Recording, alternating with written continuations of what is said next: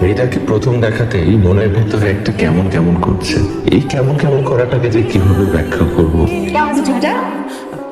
ভাইয়া, আমি যাকে দেখতেছি তুমিও কি তাকে দেখতেছো? আমি কিভাবে বলবো তুই কাকে দেখতেছিস? এটাকে দেখো ভাই, এতগুলো মেয়ে আছে, তোমার যা ব্যাপারে ইনফরমেশন লাগবে বলো, আমি দিয়ে দিচ্ছি। কিন্তু বোঝা পারে না। কেন কেন? কারণ আমি বুঝতে পারতেছি তোমার সাথে কম্পিটিশন করে তোমার টপিকটা নেওয়া লাগবে। এই তুই এখানে কি করিস? কেন?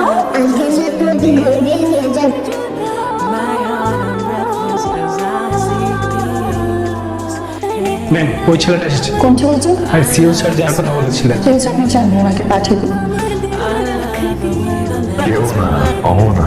ইন্টারভিউ দিতে এসে বসের সাথে ফাজলামি করছেন। এখন যদি আপনার চাকরি না দিই। কেমন আছেন? আমি ভালো আছি। চলেন বাইরে কথা কফি খেতে খেতে সেরে ফেলি। তার আগে অফিসের সমস্ত কলিগদের সাথে একটু পরিচয় হয়ে দিই। তাহলে কি আমার চাকরিটা হয়ে গেছে? হ্যাঁ, আমি এটা বলতে হবে না। প্রয়োজন নেই।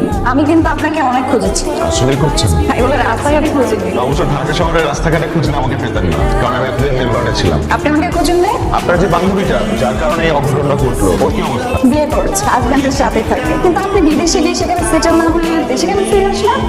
মাকে রেখে এত দূর একা একা থাকতে ভালো লাগে না। আর এদিকে আমি একদম ভার্সিটি লাইফ থেকে এখন পর্যন্ত একাই থেকে যাচ্ছি। আপনার একা থাকেন না, আপনি চাইলেই কিন্তু পারেন। কিভাবে?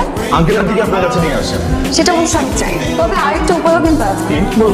অফিসের কিছু নিয়ম কানুন আছে, ম্যাডামের আশেপাশে ঘুরে করা যাবে না। ম্যাডামের সাথে লাঞ্চ, ডিনার, লং ড্রাইভ কিচ্ছু করা যাবে না। আচ্ছা, আমরা কালকে চিটাগং কি ফ্লাইটে যাচ্ছি? হ্যাঁ। তো আমার একটু টেনশন হচ্ছে। টেনশনের কিছু নেই, আমি আছি তো। কালকে তো আমরা দেখা হবে সবাই। আপনি জানেন আমার কিন্তু ইচ্ছা আছে। লেট মি গেস, আপনার প্রথম ইচ্ছা you want to be Miss World. আমি জানি আমি কেমন, আমি কারোর স্বীকৃতির ধার ধারি না। তাহলে বলুন আপনার তিনটা ইচ্ছা কি? না বলে বলুন, এখনো করি। মানে আপনার হাতটা দিন তো। কেন আমার হাত কেন?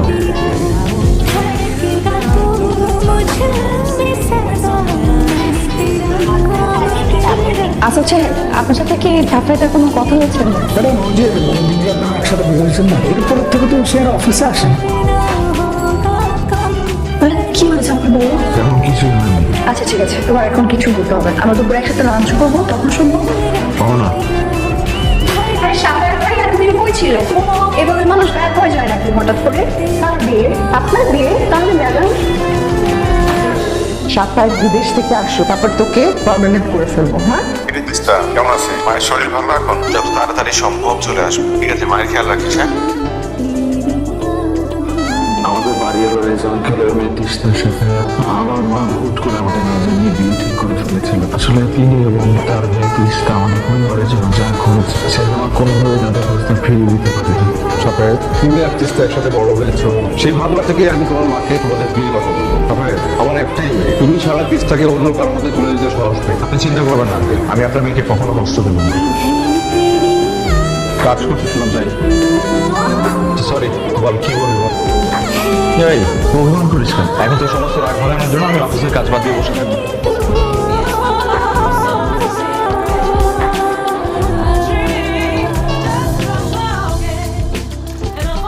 ছুটিকে পার্সেন্ট দিলে আগে আমাকে বাড়ি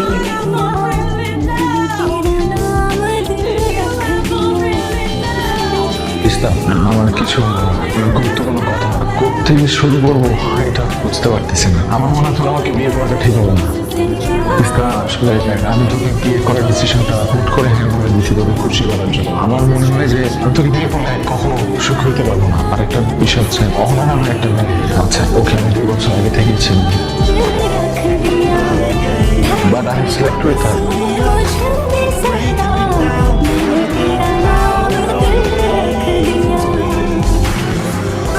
আপনি যখন ম্যাডামের কাছে আসছিলেন, উনি তো এখান থেকে চলে গেছে। যাওয়ার সময় স্যার একটা প্যাকেট দিয়ে গেছে আমার হাতে, আপনাকে দেওয়ার জন্য। এই যে স্যার,